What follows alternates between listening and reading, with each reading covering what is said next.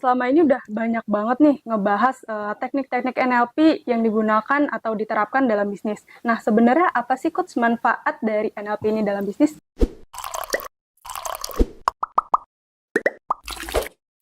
Halo NLPers, balik lagi sama aku Aulia di YouTube channel NLP for Business. Nah, kesempatan kali ini kita akan membahas apa sih manfaat dari NLP dalam bisnis. Langsung aja yuk kita bahas dengan Coach Arif. Halo Coach. Hai, Apa kabar dari Coach? baik. Alhamdulillah. Iya. Oke, langsung aja nih ya Coach Boleh, ya. boleh. Hari ini hari ngejar ya. ngejar bikin YouTube. Oke, gimana? Gini Coach, kan selama ini udah banyak banget nih ngebahas teknik-teknik NLP yang digunakan atau diterapkan dalam bisnis. Nah, sebenarnya apa sih Coach manfaat dari NLP ini dalam bisnis? Oke, kali ini kan kita udah banyak bahas nih ya. Kita akan ngebahas yang pertama adalah NLP itu bisa kita belajar untuk memahami cara berpikir orang lain. Oke. Ya, jadi kalau kita mau memahami cara berpikir orang lain, karena di dalam NLP ada konsep yang kita sebut namanya peta bukan area yang sebenarnya. Jadi tugas saya adalah ketika dia ngobrol dengan seseorang, saya harus paham dulu tujuan dia apa. Kebanyakan orang enggak suka punya persepsi tertentu, tujuan orang ini ngomongnya apa nggak jelas, tapi kita udah punya persepsi negatif duluan terhadap orang lain. Nah, tugas kita mau cari tahu dulu tujuannya untuk apa. Kayak gitu ya. Bahkan kayak contoh gitu ya, misalkan misalnya saya ngobrol dengan pasangan saya ngomong gini misalnya, Pak, bubur Manado yang enak di mana? Ya kan? Ya tergantung, Mama mau makan di mana. Emang kenapa? Aku mau pesen. Nah, aku paham. Kalau nggak, aku nggak ngerti maunya dia apa. Nah, itu artinya kita perlu belajar yang nama tekniknya meta model untuk menggali informasi, untuk memahami apa sih jalan pikiran orang. Kebanyakan orang adalah ketika dia menyampaikan sesuatu, saya nggak tahu tujuan dia untuk apa. Misalkan dia nanya kepada saya gitu ya, Coach Arif, di bulan Agustus ada yang kosong apa enggak? Nah, itu kan saya nggak bisa ngomong tuh, nggak ngerti ini tujuannya apa nih. Tujuannya apa? Maka saya akan tanya, tujuannya apa ya? Saya perlu tahu ini gitu deh. Baru dia ngomong, oh tujuannya karena dia sebut. Nah, ketika dia sebut, saya langsung nge, oh tujuan dia itu, baru saya jelaskan maksudnya apa. Jadi kalau enggak kan orang kan lebih ngomong, bulan Agustus ada yang kosong nggak, Coach? Nggak ada. Saya akan ngomong itu. Tapi beda kalau saya tanya, tujuannya untuk apa ya? Iya, aku pengen diskusi sama Coach Arif. Diskusi mengenai, mengenai ini. Oh, oke. Kalau gitu, saya ada waktu, tapi mungkin cuma sejam. Mau nggak? Di jam segini sampai jam segini. Nah, kalau itu, saya jadi clear. Kalau nggak, orang nggak clear. Kayak contoh, Coach, aku mau ngomong bisnis sama Coach Arif. Saya mau ngomong bisnis sama Coach Arif. Mau ngomong bisnis sama Coach Arif, kan artinya banyak tuh buat saya. Iya, luas. Artinya luas. Satu, dia memang lagi pengen ngobrol tentang bisnisnya dia, gimana cara solusinya, atau dia mau ngajakin saya berbisnis bareng, atau dia mau bisnis itu pengertiannya bisa juga saya ngebantu dia untuk membantu bisnisnya dia. Saya nggak paham. Maka saya tanya, maksudnya mau ngobrol bisnis? Ya, aku mau minta bantuan Coach Arif untuk mengcoaching bisnis kami. Oh, baru paham. Ngerti gak? Nah, kebanyakan di dalam NLP, kebanyakan orang pada umumnya adalah dia ketika ngomong segala sesuatu suka nggak jelas. Maka kenapa kita perlu klarifikasi. Sama aja kayak tadi ada yang contoh nelfon saya. Coach, bisa ngomong nggak? Ya bisa. Coach, tunggu sebentar Coach ya. Nanti 10 menit lagi aku telepon. Sebentar. Maksudnya apa nih? Ya nih Coach, aku mau nyambungin Coach Arif sama orang lain. Ya, untuk apa? Sama orang lain. Kan aku nggak paham nih tujuannya apa untuk orang lain. Untuk, ya Coach, aku punya teman, ini orang ini agak susah diajak ngobrol. Saya minta bantuan Coach Arif untuk membantu mempersuasif mereka sehingga percaya. Oh, dalam konteks? Ya aku tanya dong, dalam konteks apa? Iya Coach, dia dalam konteks percaya yang berkaitan dengan hal-hal yang supranatural. Nah, Oh, itu. Jadi maunya lu ya supaya dia mau mengetahui yang benar tuh seperti apa. Oke, clear gitu loh. Kebanyakan orang kalau ngomong itu nggak pernah jelas. Nggak maksud saya? Iya. Atau contoh deh, dia lagi ngomong. Orangnya ngomong gini. Akhirnya kan ngobrol nih sama saya. Iya, coach. Saya ke rumahnya dia. Ketemu sama dia. Udah selesai ketemu, nggak ada urusan. Totonya dia mau ketemu sama saya. Dia minta nomor telepon saya. Saya nggak nangkep tuh. Dia ke rumah, minta nomor telepon, mau ketemu. Tujuannya apa? Nggak jelas. Nah, dia punya persepsi negatif. Karena nggak jelas itu, dia punya asumsi bahwa, wah kayaknya orang itu mau berbuat jahat sama saya. Nah, kok bisa berpikiran seperti itu gitu loh. Ya kan? Saya main nanya, ini orang jual asuransi ya? Orang ini jual multi level? Enggak. Loh, ini saudara? Bukan. Sebentar, tadi dia sempat ngomong bahwa ini saudara. Saya nggak nangkep tuh.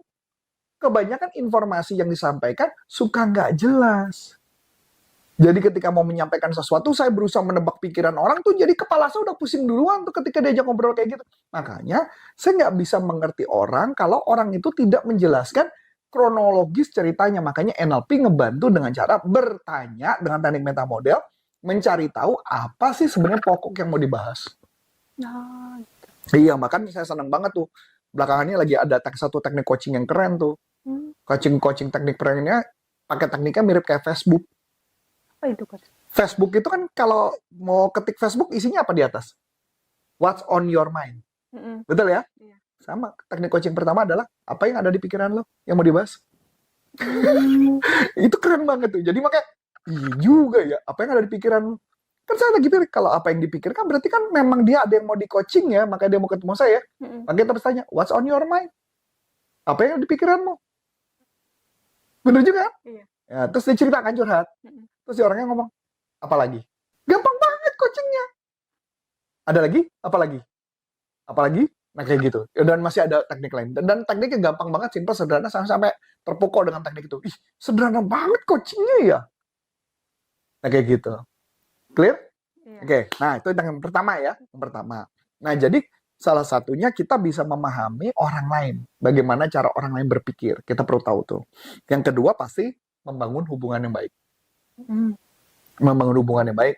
Jadi maksudnya membangun hubungan yang baik adalah bagaimana caranya kita bisa mendekati dengan orang lain dan akhirnya kita bisa menjadi ya tergantung tujuannya apa, bisnis kah atau apakah tujuannya apa gitu ya. Okay. Nah yang ketiga adalah teknik NLP juga bisa ngebantu untuk memotivasi dan menginspirasi orang lain. Gimana tuh, Coach? Banyak. Jadi misalkan contoh ya, jadi kemarin saya sempat bahas tuh ada beberapa teknik gitu ya. Jadi ada satu teknik namanya what's in it for me. Jadi tekniknya adalah kenapa sih lu harus sukses? Kenapa sih lo harus berhasil? Nah, itu manfaatnya apa kalau berhasil? Itu what's in it for me, gitu loh. Dan masih ada banyak teknik-teknik lain. Jadi, tugas kita memotivasi orang lain adalah bukan hanya sekedar ngasih tahu, tapi kita pengen tahu kenapa dia harus berhasil. Bagaimana cara memotivasinya? Gimana cara ngomongnya? Jadi, jangan sampai ketika kita ngomong sesuatu, malah membuat orang itu makin down. Misalnya contoh-contoh. Ada orang yang ngomong gini, aku tuh nggak bisa, coach. Aku nggak bisa kayak gitu. Oh, nggak bisa. Terus kita perlu tahu dulu karakter orangnya. Kalau kita kasih motivasi kuat, dia akan mengatakan terus makin nggak bisa atau makin bisa. Kebanyakan orang ada orang yang mengatakan, enggak coach tuh nggak percaya sama gue ya. Aku tuh nggak bisa. Nah, kalau di teknik coaching, ada yang keren. Di NLP, paketannya provokatif. Ya, namanya aversion therapy. Coach, kayaknya aku nggak bisa deh. Kelihatan memang begitu sih. Memang kelihatannya emang lu nggak bisa sih. Emosi dong dia. Iya. Kok gitu sih, coach? Loh, tadi kan kamu yang ngomong kamu nggak bisa. Kalau kamu nggak bisa, ya benar. Saya support kamu. Kan nggak bisa kan? Nggak apa-apa, saya support aja. Duh, kesel dong. Ya jangan gitu dong, coach. Aku mau bisa. Nggak usah, capek. Ya nggak? Iya. Buktinya kamu selama ini kan ngelakuin terus-menerus. Udah tahu nggak mau, tapi kamu ngelakuin. Ya lakuin aja terus. Nah, itu adalah teknik bagaimana memotivasi orang. Jadi kita perlu melihat karakter orang. Ada orang yang dimotivasi dengan cara ini, ada orang yang dimotivasi dengan cara yang berbeda. Jadi tugas saya ketika memotivasi orang, saya cukup melihat dulu karakternya seperti apa, orangnya seperti apa. Ketika tahu, saya bisa masuk motivasinya lebih mudah. Gitu ya. Kebanyakan juga orang gagal adalah ketika dia tidak berhasil dalam bisnis adalah karena orang pada dasarnya suka tidak fleksibel. Jadi mereka kalau tidak fleksibel artinya dia cuma pakai satu cara terus menerus. Saya kasih contoh. Gampang deh contoh kamu. Ini contoh tadi saya sama Adi deh. Adi tadi nanya sama saya. Bapak kan kalau ngebuat apa-apa kan pakai artificial intelligence kan Bapak kayaknya tahu tuh kunci-kuncinya tuh. Saya jawab, enggak. Saya nggak tahu.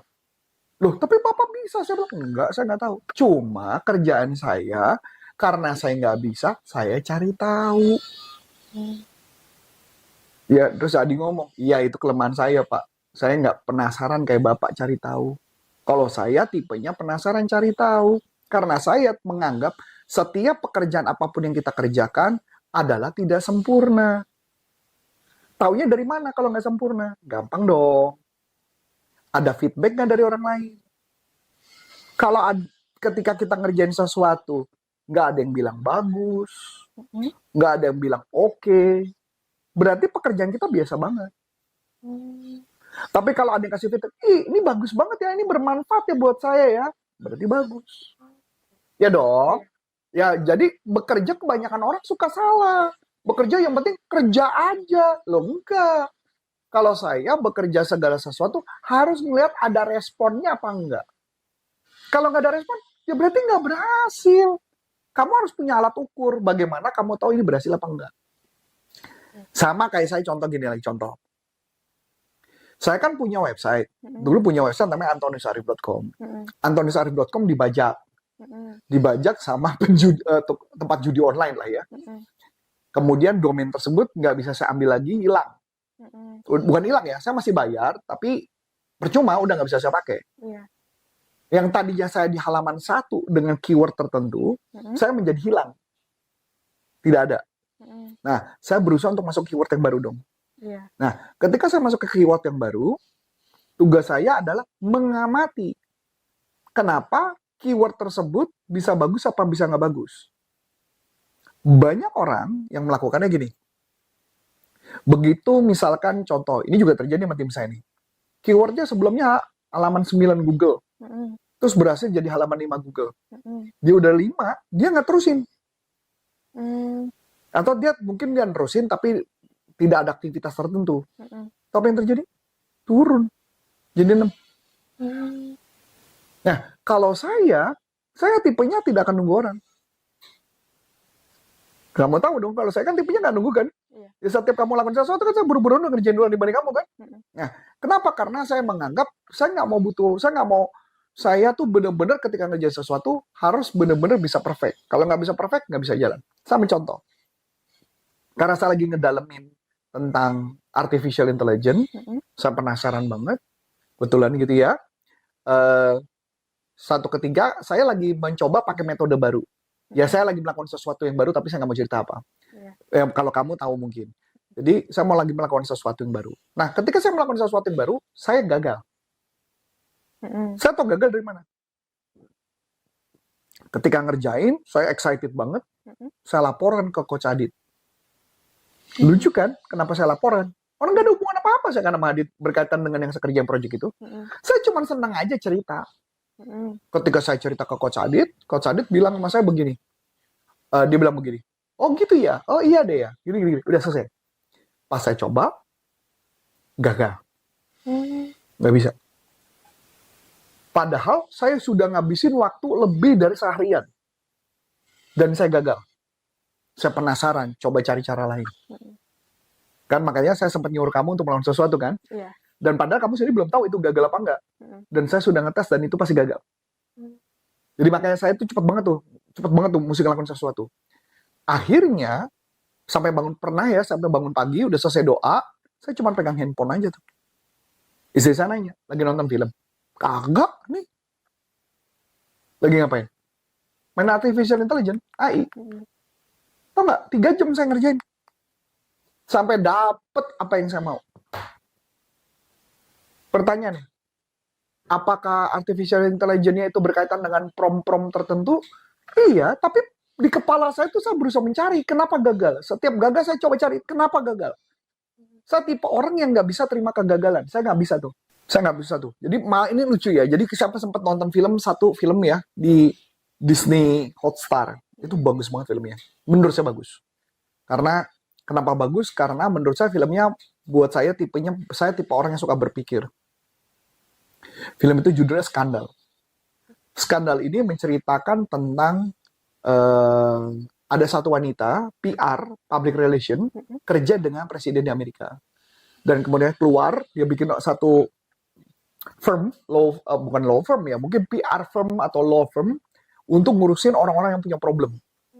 Dan ini menariknya, wanita ini ngomong, saya itu adalah orang yang tidak pernah mau terima kegagalan. Kalau dibilang gagal, ya gimana nih, kita kalah. Oh, dia marah.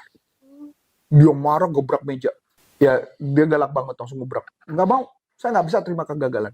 Nah, ini rupanya ketika saya nonton itu, saya suka banget. Bahkan saya sudah ikut sampai season 2, saya suka banget. Karena banyak intrik dan sebagainya. Ya, jadi saya mulai berpikir begini gambarannya. Jadi, saya juga tipe orang yang nggak bisa terima kegagalan. Nah, pertanyaannya adalah, kalau kita dengan NLP, kita mau lebih bagus, kamu harus melakukan namanya self-evaluasi sendiri. Apakah pekerjaan kamu sudah bagus apa enggak? Pekerjaan bagus itu bukan berarti dari respon saya. Misalnya contoh, kamu sebagai seorang penjual. Kalau sebagai penjual, ukuran bagusnya adalah closing. Kalau belum closing berarti belum bagus. Berarti harus melakukan apa? Mencari tahu di mana letak kegagalanmu. Setelah tahu kegagalanmu, diskusi, perbaiki, maju lagi. Gitu loh gambarannya. Nah, kalau orang yang bekerja berarti ngapain? Enggak, dia cuma kerja aja. Padahal, ketika dia bertumbuh, dia bekerja dimanapun, dia pasti akan sukses nantinya. Karena dia sudah punya caranya. Nah, kebanyakan orang enggak. Ya udah ngelakuin kerja, disuruh-suruh, ngelakuin. Nggak pakai proses berpikir. Apalagi setelah saya menemukan artificial intelligence, saya menemukan artificial intelligence jauh lebih pintar daripada manusia. Karena kenapa? Artificial intelligence bisa berpikir, di mana manusia yang kerja sama saya belum tentu bisa berpikir. Contoh. Sadar nggak? Kalau, bahkan ya, ini contoh. Kita ngerjain nih. Ini kan NLP kan selalu ngeliatnya fleksibel. Cara yang dulu bagus, belum tentu bagus di masa depan. Sadar nggak bahwa rekaman YouTube kita ini bisa kita masukkan di artificial intelligence dan minta dia yang buat judul. Bisa. Dan minta 5 saran judul. Dan setelah jadi 5 saran, judul mana yang paling bagus? Tahu nggak, saya saking gilanya saya ngerjain. Saya lagi buat buku. Saya minta 10 judul buku bestseller yang bakal bagus keluar. Seperti gitu.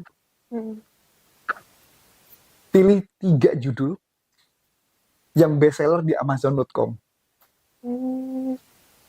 Keluar. 3. Yang pilih siapa? Bukan saya dong. Iya. Setelah 3 saya bilang, mana dari 3 judul yang cukup bagus kalau ditaruh rak buku, toko buku. Dikasih. Keluar. 1. Kalau orang bikin 10 judul, keluar 10 judul. Dia pilih. Cap-cip coba. Padahal artificial intelligence bisa berpikir. Itu yang kelemahannya manusia. Yang tidak bisa dilakukan oleh manusia. Yang dimana artificial intelligence lebih unggul dibanding manusia. Ngeri nggak? Ya nggak? Saya mau bikin judul buku, saya nanya. Mau bikin cover buku. Cover buku mana yang... Saya mau bikin cover buku. Cover buku, ciri-ciri cover buku yang bakal bestseller mana sih? Keluar. Sudah dong? Keluar. Saya mau kelihatan bukunya agak mahal ya. Keluar. Idenya. Ciri-cirinya kayak yang bakal bestseller. Yang kelihatan mahal. Dijadikan desain. jadi desain. Pertanyaannya, artificial intelligence bisa jadi musuh lu kalau lu nggak pakai otak kita, tapi bisa menjadi teman ketika kita memakai otak. Mau jadi tajam. Pertanyaannya, yang membedakan saya dengan orang lain cuma satu. Saya orangnya penasaran. Apakah saya perlu beli 1.500 prom yang kayak Mas Adi bilang, Bapak pasti tahu keyword. Enggak, saya nggak tahu. 1.500 saya nggak perlu. Tapi karena saya coba-coba, saya penasaran bisa, kenapa enggak? Dan mungkin nggak ada di prom. Tahu nggak caranya bikin prom? Mau tahu? Kenapa lo nggak nanya sama ChatGPT? Tuh kan? Lucu nggak? Kenapa nggak tulis? Saya bekerja di perusahaan ini. Kalau saya membuat copywriting, chat prom yang bagus seperti apa? Nanti dijawab. Bener nggak? Iya. Nah, jangan semua yang membuat prom itu jangan juga nanyanya sama ChatGPT. Bener dong? Semuanya nanya Chat. Iya. Lah, kita beli bukunya. Lucu nggak? Suka kan? Iya. Jadi bahkan saya udah jadi buku baru. Udah jadi, tinggal saya compile, saya masukin, semua adalah tulisan saya. Bagaimana caranya bisa jadi tulisan saya? Ada caranya. Nah itu tadi, karena saya tipe orang penasaran. Karena saya penasaran, saya cari tahu. Kalau nggak penasaran, nggak cari tahu. Karena ngerasa sudah bekerja. Udah ngerasa bagus dari diri sendiri. Dari diri sendiri. Yang mana nggak ada respon. Iya. Padahal kan tahu ya, kalau kerjanya itu berarti apa? Respon. Bagaimana kita tahu bahwa YouTube kita bagus? Kalau banyak yang nonton. Ciri-cirinya orang pada nonton rasanya gimana? Dari thumbnail, judul, dan sebagainya, sebagai konten. Pertanyaannya, bagaimana dengan Instagram Reels yang bagus? Tanya. Apakah saya perlu nanya kamu? Nggak perlu. Saya sebentar buka, tanya. Fleksibel, itulah NLP. Anda punya senjata yang paling hebat di dunia. Tapi kalau kita tidak berubah diri kita, dan tidak punya kemampuan fleksibel, curious, maka nggak akan sukses.